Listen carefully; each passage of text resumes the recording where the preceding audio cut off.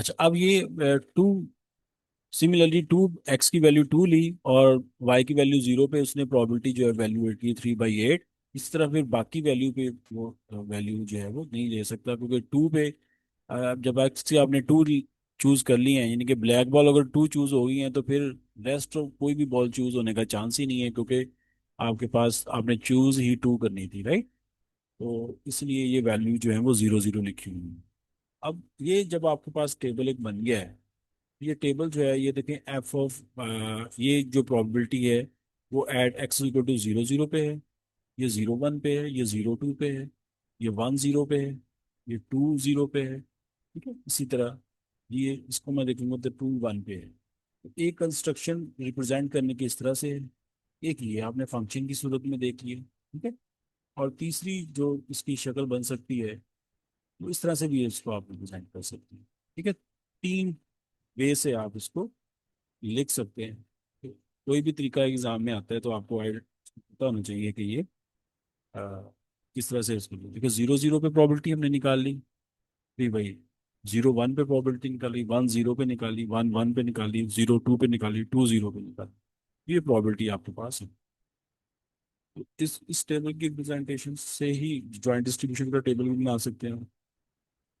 Zero zero पे क्या है, 1/3/8। जीरो वन, एक्स जीरो है, और वाई वन 6/8। पहली वैल्यू जो है वो एक्स की है, दूसरी वैल्यू वाई की है। x1 y0, x1 y0 9/8। ये भी एक, तीन तरीके से आप इस ज्वाइंट डिस्ट्रीब्यूशन को रिप्रेजेंट कर सकते हैं। तो ये वही चीजें मैं आपको बताऊँ। अच्छा, पहला तो हमने ये ज्वाइंट प्रोबेबिलिटी डिस्ट्रीब्यूशन फंक्शन बनाया। अब उस इसको यूज करते हुए प्रोबेबिलिटी वैल्यूएट करनी। देखो, what is the probability that कि number of the black balls plus number of the red balls क्या होनी चाहिए, दोनों की मिला के less than equal to one balls choose हो, राइट। दोनों को मिला के less than equal to one ball choose हो, इसका क्या चांस है, ये चांस वैल्यूएट करना है। ठीक है, तो सेकंड पार्ट देखिए, बड़ा ही सिंपल है। आपको पता है कि दोनों को मिला के सम लेस आना चाहिए ना। तो ऐसी कितनी पॉसिबिलिटी हैं जिनको दोनों को मिला के सम वन से लेस होता है, वन या वन से लेस हो। ठीक है, तो आप देखें कि पहली चॉइस जो है, इन दोनों का सम कर लें, जीरो प्लस जीरो जीरो होता है। ठीक है, सम वन से लेस है, बिल्कुल लेस है, less equal to one. Zero plus one, ये एक चॉइस बन रही है। जीरो प्लस वन, वन नहीं होता है, तो लेस इक्वल टू है, इक्वल वन होगा, मतलब ये जीरो प्लस टू नहीं, ये स्किप हो जाएगा। ठीक है, वन प्लस जीरो एग्जैक्टली फिर less than equal to one है। वन प्लस वन वो टू हो जाएगा, ये भी स्किप हो जाएगा, फर्दर सारे स्किप हो जाएंगे। इसका मतलब ये वाली चॉइस जो है, ये वाली चॉइस जो है आपके पास, कि जिसपे ये वाली ये वाला पार्ट, ये तीन एक्सप्रेशन जो है, ये इस हिस्से की प्रोबेबिलिटी दे रहे हैं। आपके पास थ्री चॉइसेस हैं, तीनों को ऐड कर लेंगे तो आपके पास प्रोबेबिलिटी जो है वो रिजल्टिंग निकल आएगी। प्रोबेबिलिटी प्लस ये देखिए, X plus Y less equal to one, that should be equal to probability. कौन कौन सा एक्सप्रेशन बना था, जीरो जीरो वाला, फिर जीरो वन वाला, और फिर वन जीरो वाला। तो इन तीनों एक्सप्रेशंस को, इनकी प्रोबेबिलिटी को ऐड कर लिया, और ऐड करने के बाद फाइनल आंसर आ गया। तो दिस इज द चॉइस पे दोनों को मिला के less equal to one ball की सिलेक्शन है, उसकी क्या प्रोबेबिलिटी। अच्छा, जब ये प्रोबेबिलिटीज बन गई, ज्वाइंट प्रोबेबिलिटी डिस्ट्रीब्यूशन बन गई ये वाला, तो उसके बाद क्या हुआ है, उसके बाद आपने जस्ट टोटल ही की है ना, टोटल किया है इसका, ये टोटल किया है। अब ये देखें, ये टोटल करेंगे तो सिंपल क्या है, 3 + 6 + 1, ठीक है, 10 हो गया ना। 3 + 6 9 हो गया, प्लस वन 10/28। इधर से 9 + 6 + 0 15 आ गया, थ्री आ गया। ठीक है, इसी तरह अगर मैं इसको सम करूं तो ये मेरे पास बनेगा जी, 3 + 9 12, 12 + 3 15, 15/28, 6/6, 6 + 6 12/28, 1/28। ठीक है, तो ये मेरे पास प्रॉपर्टी है। तो ये y की वैल्यूज हैं और उसके कॉरस्पॉन्डिंग ये y की प्रोबेबिलिटी होगी, ये x की वैल्यूज हैं उसके कॉरस्पॉन्डिंग x की प्रोबेबिलिटी होगी, इसलिए इसको g ऑफ x लिखा गया है, इसको h ऑफ y लिखा गया। और ग्रैंड प्रोबेबिलिटी जो है वो 20/28। तो ये आपके पास वन आ गया ना, ये वाला। अब उसने कहा कि फाइंड ये मार्जिनल, फाइंड ये हमने पार्ट कर लिया, find the marginal probability distribution function of g of x and h of y। Marginal probability distribution जो है हमने पहले बताया कि कौन से होते हैं जो सिंगल रैंडम वेरिएबल, ये वाले ऐसे। तो ये एक्स एक्स की वैल्यूज के कॉरेस्पॉन्डिंग एक्स की प्रोबेबिलिटी, ये marginal probability distribution of X कहलाएगी। वाई की वैल्यू के कॉरेस्पॉन्डिंग वाई की प्रोबेबिलिटीज, ये marginal probability distribution of Y कहलाएगी। वही काम किया वो, ये मार्जिनल पीडीएफ आर एक्स के कॉरेस्पॉन्डिंग वैल्यूज लिख के उनका एक अलग से टेबल, एक्स के लिए अलग टेबल बना दिया, वाई के लिए अलग टेबल। तो ये मार्जिनल पीडीएफ हमने निकाली, सिंपल, कोई इसमें मुश्किल काम नहीं है। नेक्स्ट है find the conditional PDF, PDF probability distribution. ठीक है, find the conditional probability distribution function, function में उसमें एक स्पेसिफिक कर दिया वैल्यू, क्या किया कि एक्स गिवन वन, यानी कि एक्स गिवन वाई, अब वाई की वैल्यू उसने वन कर दी ना, वाई की वैल्यू वन कर दी। तो ये एक फंक्शन कंडीशनल डिस्ट्रीब्यूशन फंक्शन मालूम करना है, जिसमें एक्स जो है, एक्स गिवन वाई होता है ना, एक्स गिवन वाई, तो वाई की जगह उसने वन लिख दिया, इसका मतलब Y is equal to one पे आपने ये कंडीशनल डेंसिटी फंक्शन कंप्यूट करना है। तो कंडीशनल डेंसिटी जो है हमें पता है, बाय डेफिनेशन सिंपली हम क्या लिखेंगे, बाय डेफिनेशन कंडीशनल पीडीएफ क्या बनेगा कि दोनों का ज्वाइंट फंक्शन और गिवन जो भी उसकी गिवन कंडीशन है उसकी प्रोबेबिलिटी, यानी कि ये आ गया आपके पास एफ ऑफ एक्स, यहाँ पे वाई होता है ना, वाई चूंकि उसने वन कर दिया है इसलिए एक्स कोमा वन लिख दिया, और कंडीशनल प्रोबेबिलिटी क्या होगी, Y is equal to one की, Y is equal to one पे एच ऑफ वन कहलाएगा। अब ये प्रोबेबिलिटी जो है आप कैसे कंप्यूट करेंगे, ठीक है, ज्वाइंट डिस्ट्रीब्यूशन फंक्शन आपको चाहिए एक्स कोमा वन पे, ठीक है, एक्स कोमा वन।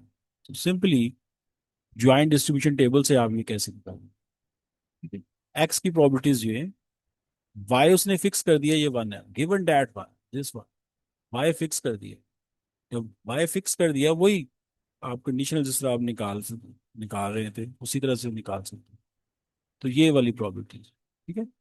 अब ये देखिए, ये क्या है आपके पास, सिक्स प्लस सिक्स, ये वाली प्रॉपर्टी, यानी कि वाई चेंज हो रहा है, एक्स चेंज हो रहा है, जीरो वन टू, तो ये आ जाए 6/28, 6/28 आपको 12/28, और Y is equal to one पे डायरेक्ट भी आप इसको देख सकते हैं, इसको ऐड करके भी देख सकते हैं, फंक्शन से इवेल्युएट करना, या direct Y is equal to one पे आपके पास ये प्रॉब्लम, आपने यही काम किया। देखिए ये 3/7, 12/28। अब ये आपके पास क्या आई, एच ओ वाई, ये उसने किससे निकाली, फंक्शन, ज्वाइंट फंक्शन से आपने मार्जिनल कैसे निकालना है, ये है।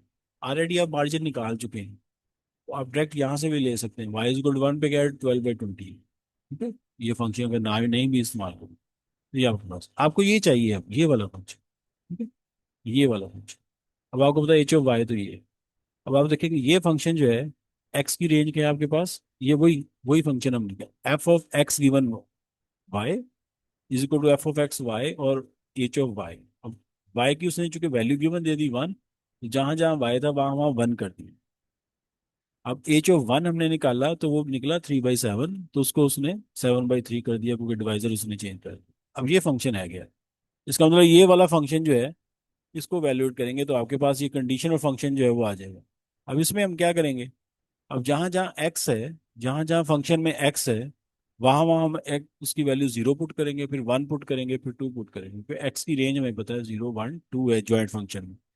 ये पहले क्या किया, जीरो, एक्स के जीरो गिवन वन, तो ये क्या आएगा एफ ऑफ जीरो, ठीक है, एफ ऑफ जीरो वन, जहां जहां एक्स है वहां वहां जीरो कर दिया।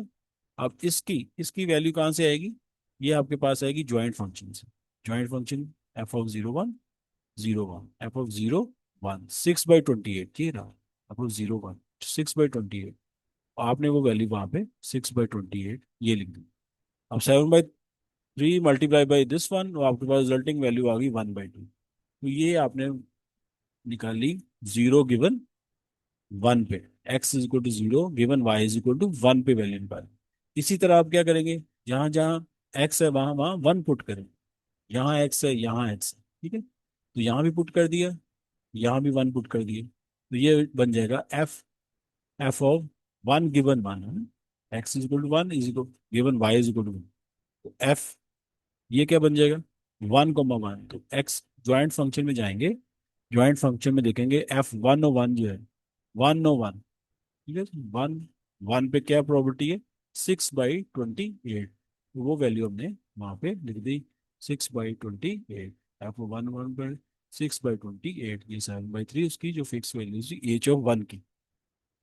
तो ये आपने इसको हल किया, बन गया 1/2, ठीक है। इसी तरह अब x की जो रेंज है वो, जहां जहां x है वहां वहां आप वैल्यू 2 प्लग करें, 2 गिवन 1 हो जाएगा, 2,1 हो जाएगा, ठीक है।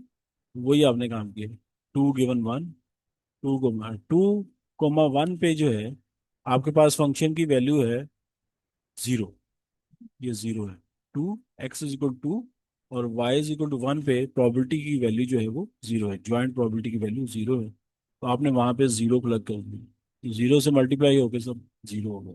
उसका मतलब है ये जो कंडीशनल फंक्शन है, ये कंडीशनल फंक्शन जो है, इसकी एट x = वैल्यू 0, 1, 2 क्या प्रॉबिलिटीज आई।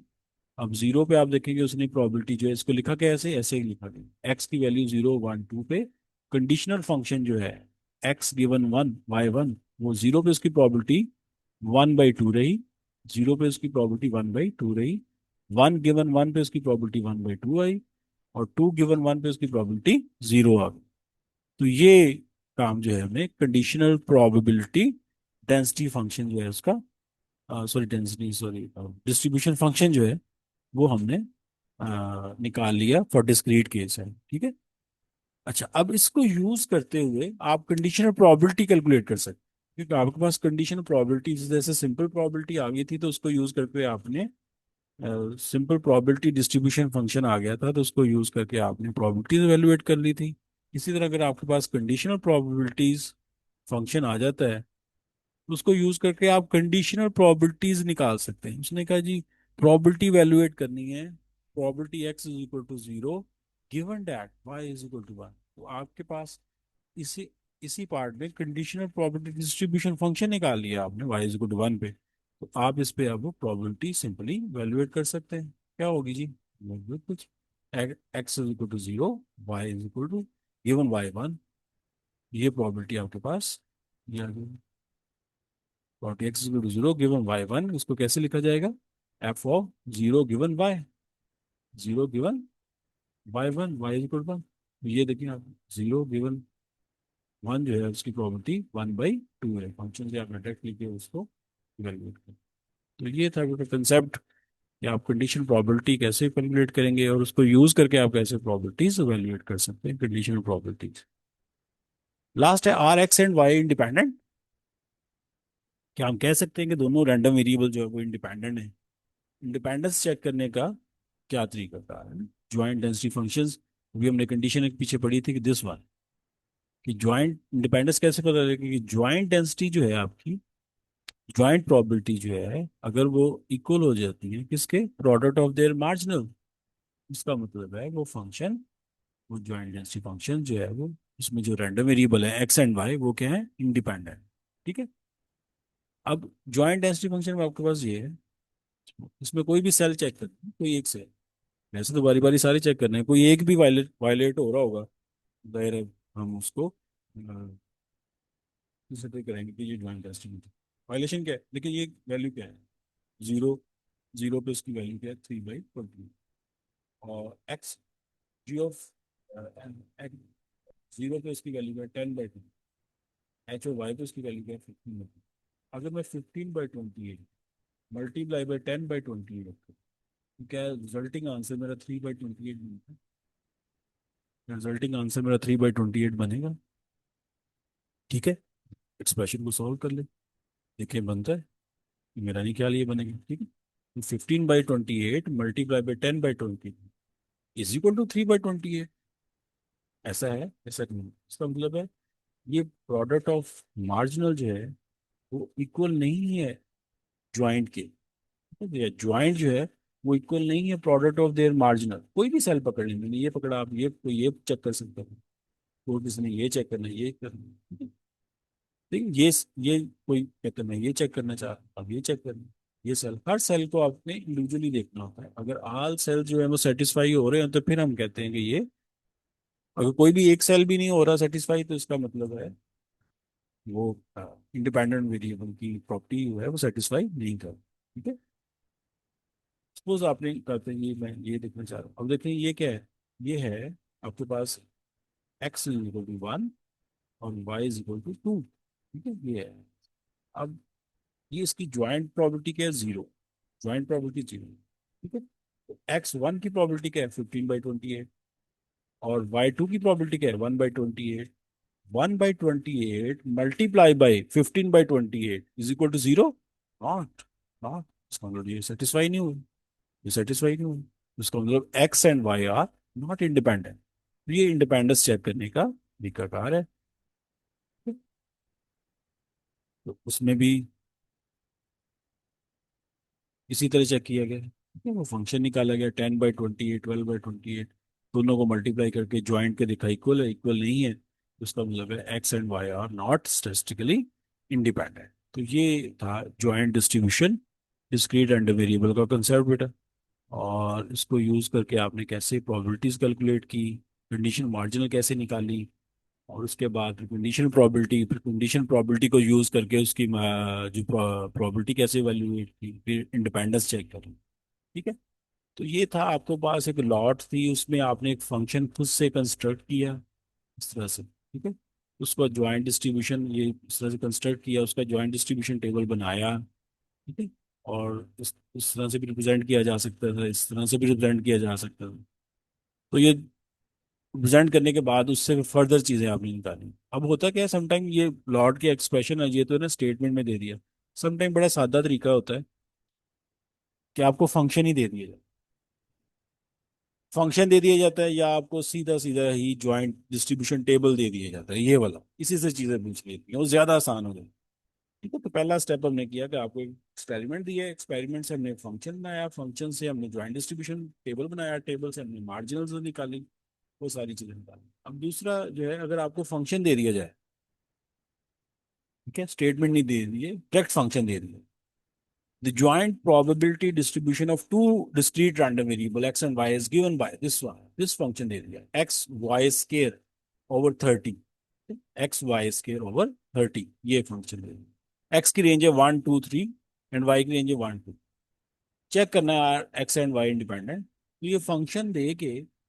अब वो बाकी चीजें भी पूछी जा सकती हैं, जिस तरह से वहां से पूछी गई है ना, फंक्शन दे के भी ये सारी चीजें पूछी जा सकती हैं। ये ज्वाइंट डिस्ट्रीब्यूशन फंक्शन या टेबल बना दें, उसकी प्रोबेबिलिटीज वैल्यूएट कर दें, उसके मार्जिनल निकाल दें, कंडीशन ऑफ डिस्ट्रीब्यूशन निकाल दें, फिर कहता है एक्स एंड वाई इंडिपेंडेंट है, ठीक है, ये कह देते हैं।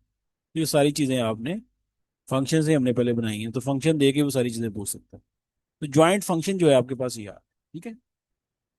अब मुझे अगर मैं कहूँ कि चेक इट भाई, सबसे पहले कि क्या ये एक वैलिड पीडीएफ है, ज्वाइंट पीडीएफ है या नहीं, उसकी वैलिडिटी चेक करने के लिए क्या करना पड़ेगा, ये बता सकते हैं।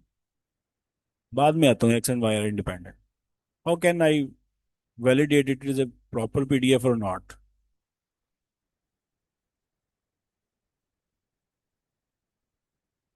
जी, एनीवन प्लीज। सर आप उसको ग्राफ जो हमारा टेबल है उसके वैल्यूज प्लग इन करके देखें अगर सही आते हैं सर। अच्छा जी, मतलब उसको, ठीक है, आप कह रहे हैं इसका टेबल बना लेंगे, टेबल बनाने के बाद उसको देख लेंगे ना, ये वाला, इस तरह से ना। Yes sir. ओके ओके, हाँ जी, काफी हद तक इसमें क्या देखेंगे, शाबाश, काफी हद तक ठीक है आंसर, मतलब मजीद इसको एलिब्रेट करें, एनीवन, इसका टेबल बना लिया, क्या देखेंगे इसके बाद। सर अगर हमारे पास जो मार्जिनल प्रोबेबिलिटीज है वो सम अप टू 1 हो रही हैं इंडिविजुअली। हाँ ठीक है, एक यूजुअली 1 हो रही है, दूसरी जो प्रोबेबिलिटीज जो हैं ये वाली, वो सेटिस्फाई हो रही है, कोई नेगेटिव तो नहीं आ रही है ना, ये दो कंडीशन जो हमने स्टार्ट में पढ़ी थी, ये कोई भी जो ज्वाइंट पीडीएफ है, ये वाली, ये क्या वो प्रॉपर पीडीएफ है या नहीं, तो ये दो प्रॉपर्टी चेक करनी होती है, तो उससे निकलने वाली जो प्रॉपर्टी है वो ग्रेटर देन जीरो होनी चाहिए, और उनको सम करेंगे वो 1 बनना चाहिए, ठीक है। तो इस पीडीएफ को आप एक टास्क समझ लें, चेक करना है आपने कि ये प्रॉपर पीडीएफ है या नहीं, ठीक है। अब उसने कहा कि are X and Y independent, हमें पता है कि इंडिपेंडेंस की हमें कंडीशन पड़ी थी कि ज्वाइंट फंक्शन जो है प्रोडक्ट ऑफ देयर मार्जिन के इक्वल आ जाता है, तो हम इसे कहते हैं कि वो इंडिपेंडेंट है, ये वाला ना। इसका मतलब हमें ये जॉइंट फंक्शन तो दे दिया जाए, दे दिया गया है। अब हमने क्या निकालना है, उनके मार्जिनल पीडीएफ निकालने हैं ना, एक्स के लिए और वाई के लिए। ठीक है, तो वही काम जो हमने सीखा था कि अगर आपके पास फंक्शन की सूरत में दे दिया गया है, तो आप सिंपली क्या करेंगे, उनके मार्जिनल पीडीएफ इस तरह से बना लेंगे। देखिए, आपने ज्वाइंट फंक्शन एक्स का चाहिए ना, तो आपने वाई की रेंज अप्लाई कर दी उसको, और अगर आपको वाई का चाहिए तो आपने एक्स की रेंज अप्लाई कर देनी है उस ज्वाइंट फंक्शन को। तो आपके पास रिजल्टिंग फंक्शन ऑटोमेटिकली वो क्या बन जाएगा, दूसरे रेंडम जो रिक्वायर है उसका आपके पास बन जाएगा। अब मुझे एक्स का चाहिए ना, तो मैंने क्या किया, एक सबमिशन लगाया। और एक सबमिशन क्यों लगाया, क्योंकि मुझे एक पे ही सबमिशन अप्लाई करना है, क्यों चाहिए मुझे एक्स, एक्स मैं फिक्स कर दूंगा और वाई पे मैं सबमिशन अप्लाई कर दूंगा। ठीक है, वाई जाए। अब वाई की रेंज क्या है, वाई की रेंज है 1 2, एक्स की रेंज क्या है 1 2 3, और वाई की रेंज अप्लाई होगी 1 और 2। ठीक है, ये ज्वाइंट फंक्शन है आपके पास, X Y square over 30, X Y square over 30। अब यहाँ पे मैं एक्स की जगह एक्स ही रखूंगा, वाई की जगह मैं पहले 1 रख देता हूँ। ठीक है, जहां जहां वाई है वहां वन रखूंगा। एक्स वाई जब आएगा, 1 का स्केयर 1 ही होता है, यानी कि एक्स ओवर 30 बचेगा। ठीक है, ये तो आप देखें कि वही काम किया हुआ है। वाई की रेंज है 1 से 2, वाई की रेंज 1 से 2। फंक्शन क्या है, फंक्शन है एक्स वाई स्केयर ओवर 30। अब इसको एक्सपैंड किया, जहां जहां वाई है वहां वहां समीशन अप्लाई होगा, सिर्फ वाई पे समीशन, एक्स अपनी जगह ही रहेगा। एक्स और वाई की वैल्यू पहले उसने 1 ली, फिर प्लस समीशन का वाई की वैल्यू उसने 2 ली, 2 का स्केयर, 1 का स्केयर 1, 2 का स्केयर 4। ठीक है, x+4x, x+4x 5x हो गया, 5x ओवर 30 सिंप्लीफाई किया तो x/6 बन गया, और x = 1 2 3। अब आप देखें रिजल्टिव फंक्शन जो है वो उसमें सिर्फ x इन्वॉल्व, यही मैं बात समझा रहा था। जब आप ज्वाइंट फंक्शन में समीशन अप्लाई करेंगे, ठीक है, और आपको x चाहिए तो आप y का समीशन अप्लाई करें, तो आपके पास रिजल्टिंग फंक्शन x का बन जाएगा। और इसी तरह अगर आपके पास ज्वाइंट फंक्शन पे y चाहिए तो x का लिमिट की रेंज, s का समीशन जो है वो अप्लाई कर। अब x की रेंज क्या थी, 1 2 3, वही हमने काम किया, x की रेंज 1 2 3 एक्सपैंड करनी है। अब फंक्शन ज्वाइंट फंक्शन क्या है, x वाई स्केयर ओवर 30। अब क्या है, y फिक्स रहेगा, x जो है अपनी वैल्यू लेता रहेगा।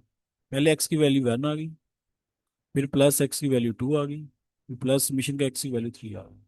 ठीक है, 1 + 2 + 3 6/30, तो आपके पास 1/5y स्केयर ओवर 5 आ गया। तो ये आपके पास एच ऑफ वाई का फंक्शन निकल आया है ना, फंक्शन की फॉर्म में। और जी ऑफ एक्स का फंक्शन निकल आया एक्स। ठीक है, अब हमने क्या चेक करना है, हमने चेक करना है कि इनकी इंडिपेंडेंस। ठीक है, इंडिपेंडेंस क्या है, दोनों फंक्शन को मल्टीप्लाई करते हैं। ठीक है, X multiply by G of X, X G of X का फंक्शन है x/6, और एच ऑफ वाई का फंक्शन आया y² ओवर 5, दोनों को मल्टीप्लाई।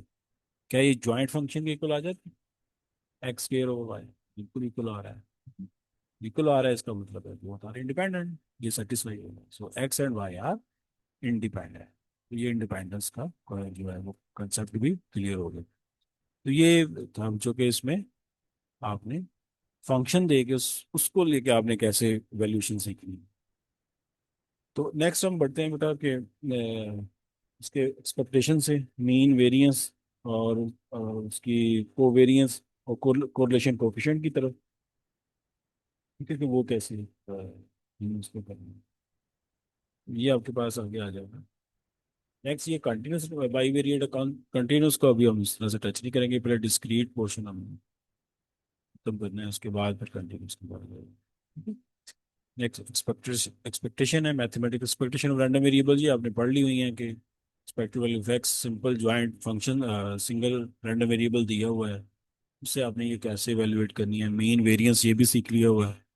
ठीक है, फंक्शन ऑफ रैंडम वेरिएबल्स ये सारा हो गया। वेरिएंस की कुछ प्रॉपर्टीज हैं, ये कैन नेवर बी नेगेटिव, ये कांस्टेंट का वेरिएंस जो है ये हमने खैर तभी पढ़ लिया था। चेंज ऑफ स्केल पे उसका क्या इम्पैक्ट आता है, change of origin, change of scale से ये क्या रिजल्ट में फर्क पड़ता है, ये उसकी थोड़ी सी प्रॉपर्टीज हैं। और नेक्स्ट हम बढ़ते हैं जो करते हैं ज्वाइंट डिस्ट्रीब्यूशन की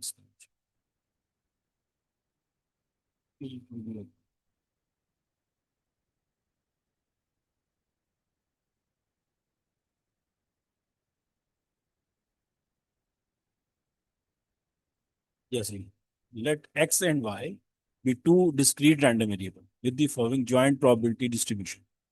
अब ये टेबल दे दिया, जिस तरह मैंने कहा ना आपको टेबल भी दिया जा सकता है, तो ये टेबल दे दिया गया, काम आसान हो गया। लेकिन उसने अब मांगा क्या है, उसने कहा आपने मालूम करने में एक्सपेक्टेड वैल्यू ऑफ एक्स,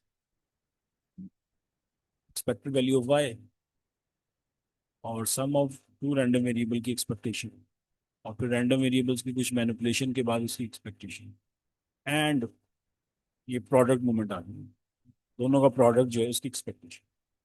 ये तीन एक्सपेक्ट इस तरह की एक्सपेक्टेशन आप बड़ा ही सिंपल वही उसी तरह से काम करना है जिस तरह हमने पहले किया हुआ था। हमें पता है कि एक्सपेक्टेड वैल्यू आप जिसकी भी लेते हैं वो expression multiply by there PDF, ऐसे ही था ना, मल्टीप्लाई बाय देयर पीडीएफ, ये इसके इक्वल होता है। तो यही लॉजिक को आपने रखा, आपके पास देखें ये टेबल दिया गया है, आपने उसी टेबल को दोबारा लिखा, उसके टोटल बनाए, उसमें इसके आपने मार्जिनल प्रोबेबिलिटीज और उसमें से उसकी ज्वाइंट प्रोबेबिलिटी तो थी, उसको यूज करके आपने मार्जिनल प्रोबेबिलिटी भी निकाली। ठीक है, क्या किया, कुछ भी नहीं किया, सम सिंपल सम किया हुआ है। 0.1 प्लस 0.5 15 कितना होगा, 0.25, 0.20, 0.30, 0.15, 0.50 होगा, 0.10 प्लस 0.15 0.25। इसी तरह आपने इनको सम करें, 0.1 0.2 0.15 0.3 0.1 0.6, दोनों को ऐड किया 1 बन गया, फिर भी ऐड करेंगे तो 1। ये अब देखिए एक्स की वैल्यू अब ये है ना 2 4, उसके कॉरस्पॉन्डिंग एक्स की प्रोबेबिलिटीज ये है, वाई की वैल्यूज ये हैं, उसके कॉरस्पॉन्डिंग वाई की प्रोबेबिलिटी ये चुका, क्यों उलट कर दिया है। अब ये देख लेना, किधर एक्स दिया हुआ है उसके कॉरस्पॉन्डिंग उसकी प्रोबेबिलिटीज होनी चाहिए। एक्सपेक्टेड वैल्यू ऑफ एक्स क्या कह रही है, एक्सपेक्टेड वैल्यू एक्स क्या होती है कि रैंडम वेरिएबल वही है जो एक्सप्रेशन है एक्स और मल्टीप्लाई बाय दर पीडीएफ, ये एक्स का पीडीएफ जहाँ पे जी ऑफ एक्स का हमने नाम दिया, इन दोनों का मल्टीप्लाई करेंगे और कहते हैं कि वही एक्सपेक्टेशन करो। ठीक है, एक्स की वैल्यू है ये 2, 2 multiply by 0.4 plus 4 multiply by 0.6, यही काम किया है, 2 मल्टीप्लाई 0.4 प्लस 4 मल्टीप्लाई 0.6। ठीक है, वही एक्स का कॉलम बना के जी ऑफ एक्स लिख के एक्स जी ऑफ एक्स का कॉलम बनाते थे, बिल्कुल वही काम है, उसी तरह से करना। 2 मल्टीप्लाई बाई 0.40 0.8 आ गया, 4 मल्टीप्लाई बाई 0.6 2.40 आ गया, और इज इक्वल टू 3.2 आपके पास आंसर आ गया। एक्सपेक्टेड वैल्यू ऑफ एक्स आपने निकाल दी 3.2, एवरेज मीन जिसे हम कहते हैं, तो मीन आ गया। इस तरह मीन वाई का आपने निकालें तो वो क्या होगा, वो भी सिंपल वही होगा कि वाई एक रैंडम वेरिएबल और उसका पीडीएफ, वाई का पीडीएफ क्या है एच ओ वाई, अब वाई की वैल्यू क्या है 135, इनको आपने एच ओ वाई से मल्टीप्लाई कर, 1 मल्टीप्लाई बाई 0.25 0.25, ठीक है, plus 3 multiply by 0.5 5 multiply by 0.25, फिर हम उसको क्या कर लेते हैं, सबको ऐड कर लेते हैं, सबको ऐड कर लेते हैं, फिर आपके पास 3 आ गया, आपके पास मीन ऑफ वाई भी आ गया। तो मीन ऑफ एक्स और मीन ऑफ वाई भी आपने निकाल लिया। अब कहता है कि आपने ये वाली अब देखिए इसमें एक ही रैंडम वेरिएबल था एक्स, वो मल्टीप्लाई करके उसका पीडीएफ, इसमें भी एक ही रैंडम वेरिएबल है वाई, वो मल्टीप्लाई हो गया उसी का पीडीएफ, इसका पीडीएफ एक्स था तो जी ऑफ एक्स आ गया, इसका पीडीएफ वाई था तो एच ऑफ वाई आ गया। अब ये एक्स प्लस वाई है ना, एक्स प्लस वाई इस एक्सपेक्टेशन, तो बाय डेफिनेशन वही काम कि वो क्या हो जाएगा, एक्स प्लस वाई मल्टीप्लाई हो जाएगा। अब इनका पीडीएफ ये ज्वाइंट हो गया ना, एक्स भी है वाई भी है, तो ज्वाइंट पीडीएफ आ गया। अब ये ज्वाइंट पीडीएफ क्या है, याद रखना कि एक्सपेक्टेशन में जब दो रैंडम वेरिएबल होंगे तो उसकी expectation by using joint probabilities लिखनी, राइट। ये काम है बड़ा सिंपल, इसमें कुछ भी नहीं है। देखिए एक्स प्लस वाई, एक्स की वैल्यू है आपके पास 2 4, वाई की वैल्यू है 1 3 5। अब क्या करना है, कहते हैं एक्स प्लस वाई कर, एक्स प्लस वाई कर लेते हैं। पहले एक्स की वैल्यू 2 रखी, 2 प्लस वाई 2 प्लस 1, ठीक है, 2 प्लस 1, 2 प्लस 1 किया है, एक्स की वैल्यू 2 वाई की वैल्यू 1, और इसकी कॉरस्पॉन्डिंग प्रोबेबिलिटी क्या है 0.10। मल्टीप्लाई कर दी उसकी कॉरस्पॉन्डिंग प्रोबेबिलिटी 0.10। ठीक है, आई रिपीट, ये कैसे इनको कैलकुलेट करनी है। मैंने कहा कि दो रैंडम वेरिएबल जो हैं अगर उस पर एक्सपेक्टेशन आ जाती है, एक से ज्यादा रैंडम वेरिएबल इन्वॉल्व है एक इक्वेशन में, तो एक्सपेक्टेशन आप उसकी फाइंड कर रहे हैं, उसकी वो एक्सप्रेशन एज इट इज आ जाएगा। और फिर क्या होगा उसका पीडीएफ, क्योंकि ये सिंगल रैंडम वेरिएबल था इसलिए पीडीएफ आते गए, और ये दो रैंडम वेरिएबल इसलिए ज्वाइंट पीडीएफ आ गया, ज्वाइंट पीडीएफ आ गया। अब जो एक्सप्रेशन है वो एवेल्युएट कर लेना साहब। ठीक है, कुछ भी हो सकता है, यहाँ पे कोई और भी एक्सप्रेशन आ सकता है, 2x + 5y इस तरह से भी हो सकता है, आपने वो पूरा एवेल्युएट करना है।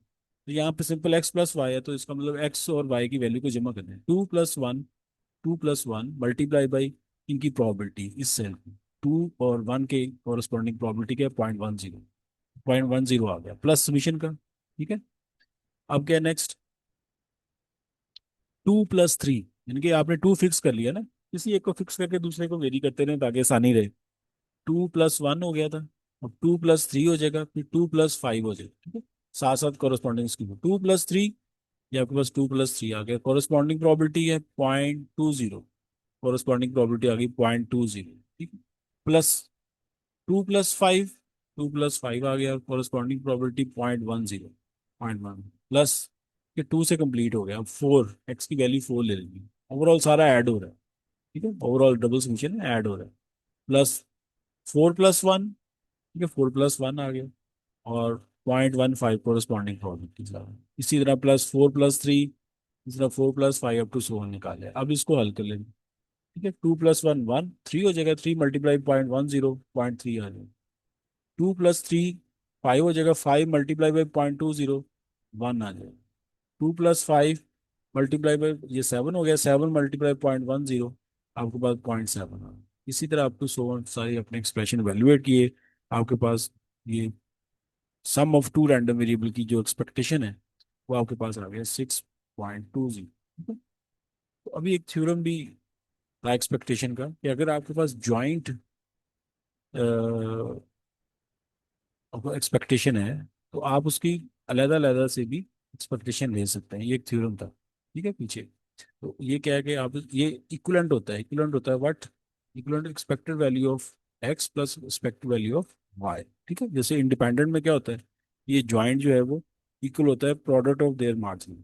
ठीक है, वो इंडिपेंडेंट केस में, तो वैसे सिंपली जो कोई भी ज्वाइंट डिस्ट्रीब्यूशन होगी तो आप उसकी ज्वाइंट डेंसिटी निकाल लें, वो किसके इक्वल आएगी, addition of their marginal expectations. आपने एक्सपेक्टेड एक्स भी निकाली हुई है, वो क्या है 3.2, एक्सपेक्टेड वाई भी निकाल लिया 3 निकालिए, दोनों को ऐड करें 3.2 और 3 क्या हो जाएगा 6.2, तो ज्वाइंट कितनी निकली है, वो भी 6.2। तो ये एक चेक का भी आपको, ये कैलकुलेशन हमारी सही जा रही है गलत जा रही है, ये भी फायदा देगा। लास्ट में देखें इसने बोला ये वाला, expected value 2x - 3y, 2x - 3y। ठीक है, तो 2x - 3y बिल्कुल उसी तरह यही रूल अप्लाई करके, कि आपके पास अगर एक्सपेक्टेशन जो है इसको दोबारा से भी इवेलुएट ज्वाइंट से भी कर सकते हैं, क्योंकि शो डैट ये बराबर हैं, तो फिर आपको दोनों वैल्यूएशन करनी। ठीक है, अब आपको ये थ्योरम पता चल गया कि अगर आपने ज्वाइंट इन्फॉर्मेशन निकालनी है प्लस माइनस की शक्ल में, ठीक है, नॉट प्रोडक्ट, प्लस माइनस की शक्ल में अगर आपने वो निकालनी है तो क्या करें, उसका सेपरेट एक्सपेक्टेशन ले लेना। तो एक्सपेक्टेशन को अगर आप इस इक्वेशन पे अप्लाई करेंगे ना, तो एक्सपेक्टेशन आप देखेंगे सिर्फ रैंडम वेरिएबल पे जाएगी, कांस्टेंट पे नहीं जाएगी। कांस्टेंट है तो वो बाहर निकल के एक्सपेक्टेशन सिर्फ रैंडम वेरिएबल में जा रही है। Is equal to 2 expected expected value of X -3 बाहर आ गया एक्सपेक्टेड वैल्यू ऑफ वाई। अब एक्सपेक्टेड वैल्यू ऑफ एक्स आपने निकाली हुई है 3.2, और एक्सपेक्टेड वैल्यू वाई भी निकाली हुई है 3, दोनों की वैल्यू प्लग की तो आपके पास आ गया -2.6, -2.6। ठीक है, इस एक्सप्रेशन की एक्सपेक्टेशंस अगर आप देखें वाकई -2.6 आती है, तो जिस तरह से हमने ये निकाली ना ज्वाइंट की, फिर आप इसी टेबल को इस तरह से निकालते, इस साइड वाली लेफ्ट हैंड साइड भी आप इस तरह से निकाल के उसको कर देते। अगर उसने कहा होता कि शो डैट, फिर शो डैट में आपने दोनों वैल्यू करें, तो ऐसा नहीं है, तो फिर आप ये शॉर्टकट अप्लाई कर सकते हैं। आपको पता है कि ये जो है सेपरेटली। अब ये चेक करना है कि एक्स एंड वाई डिपेंडेंट है कि नहीं, क्या होगा, प्रोडक्ट जो है प्रोडक्ट इक्वल टू क्या होना चाहिए, दिस मार्जिन। तो ये चेक तभी होगा अगर आपके पास expected value of X Y आपने निकाली, वो तो निकाली नहीं है। लिहाजा हम इसको अभी चेक नहीं कर सकते ये उसके बराबर आ रहा है या नहीं आ रहा है। वैसे आगे के जिस तरह हमने लास्ट में प्रोबेबिलिटीज को कैलकुलेट करके किया था वो भी एक चेक को यूज करके फिर उनकी एक्सपेक्टेशन को यूज करके इस तरह से भी हम कर सकते हैं। Expected value of X Y ये निकालना एक काम है, पहले मैं समझा दूँ फिर इसके बाद हम आते हैं इसमें। मेरा उसमें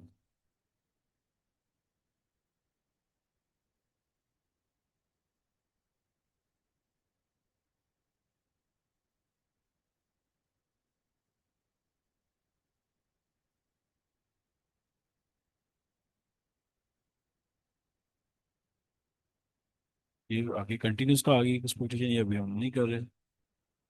ये आगे कोवेरियंस इसमें वो क्रॉस प्रोडक्ट आ जाएगी जिस तरह से ये है, ठीक है। कोवेरियंस लास्ट जो हम कर रहे हैं covariance of the two random variables, covariance आ गया और उसके बाद वेरियंस की प्रॉपर्टीज हैं और फिर कोरिलेशन कोफिशिएंट ये वाला ये काम लास्ट पे ये ये तीन हमने काम करने हैं। देखिए कोवेरियंस जो है इसका एक्सप्रेशन क्या है और इसको निकालते क्यों और हमें इंफॉर्मेशन क्या देता है, ठीक है। ये आएगा और आगे हम सिंपल रेगुलेशन में भी जाके इसका कंसेप्ट बड़ी इसी तरह पढ़ लेंगे। देखिए दो वेरिएबल समटाइम उन्हें क्या रिलेट कर रहे होते हैं ना, तो उसकी जो अमाउंट ऑफ रिलेशनशिप है, स्ट्रेंथ है और एक्सटेंट ऑफ रिलेशनशिप है, उसको अगर हम क्वांटिफाई करें तो उसके लिए जो सबसे पहली मैयर है वो कोवेरियंस होती है, ठीक है। जैसे मैंने अभी कहा था कि डाउनलोडिंग स्पीड और इंटरनेट स्पीड जो है ये रिलेट करती है, ठीक है। इनका रिलेशनशिप है तो मैं कहूँ कितना रिलेशनशिप है हाउ मच, उसको क्वांटिफाई करने के लिए कोवेरियंस निकाला जाता है, ठीक है। तो और वो कोवेरियंस जो है आपको उसका आंसर अगर जीरो आ जाता है तो उसका मतलब है कि उन दोनों वेरिएबल में कोई रिलेशनशिप नहीं है और they are independent, there is no connection between these. अगर नॉन जीरो आता है इसका मतलब कनेक्शन है, अगर नेगेटिव आता है तो नेगेटिव रिलेशनशिप है, पॉजिटिव आता है तो पॉजिटिव रिलेशनशिप है। तो इससे बेहतर जो फॉर्म है एक वो है correlation coefficient of random variables, ठीक है। और उसके में भी यही इस्तेमाल हो रहा है। अब ये कोरिलेशन कोफिशिएंट की तरफ क्यों आ गए जबकि कोवेरियंस हमें इन्फॉर्मेशन क्या नहीं दे रहा था, ये भी एक पॉइंट वाली बात है। तो बिल्कुल ऐसा ही है जैसे मैंने कहा कोरिलेशन कोफिशिएंट जो है उसका आंसर अगर जीरो आता है तो वो नो कोरिलेशन, अगर जीरो नहीं आता तो स्ट्रॉन्ग वीक रिलेशनशिप की जो एक्सटेंट है ना वो कोवेरियंस नहीं बताता, सिर्फ डायरेक्शन बताता है नेगेटिव है पॉजिटिव नो। तो डायरेक्शन फर्दर बताने के लिए हमारे जो पास जो बेहतर मैयर है वो है correlation coefficient, correlation coefficient of random. उसका एक्सप्रेशन क्या है वो ये है कि आपने कोवेरियंस